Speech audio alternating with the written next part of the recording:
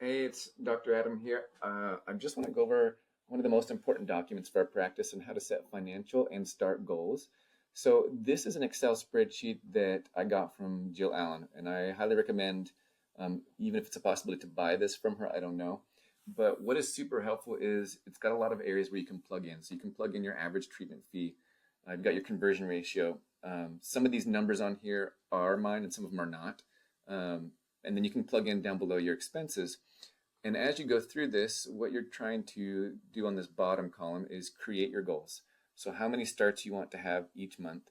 You're going to make your best guess based on your first year, what you hope to do, what months you might consider to be busier or not.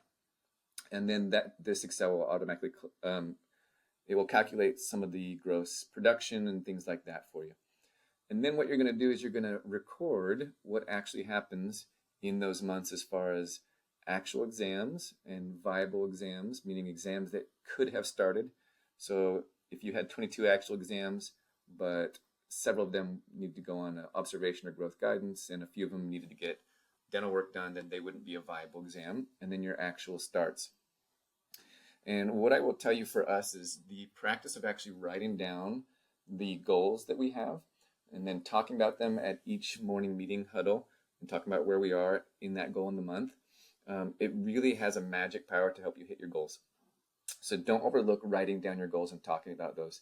In our first year, we only missed our monthly goal 3 times. And for the year, we exceeded our yearly goal. And the same thing happened to us in year 2. So as you record this, then when you get into your next year, let's see, then what you'll see if I added in the second year was how many new patients called or entered each month. And then we took that to those that actually showed up for exams, those that were viable exams, and then actual starts and conversion rate. This will be really helpful to train your TC. And of course, we set goals for those kind of metrics as well, and we compare them to those goals. And we compare our previous year to our next year, make goals, and then we compare our month to month. And as you do that, you're going to start to notice your trends, right? So if we kind of come over to the right side, you're going to get numbers of, okay, how many patients are actually showing up for those exams versus rescheduling or canceling? How many of those patients are actually viable starts, and what's your conversion rate?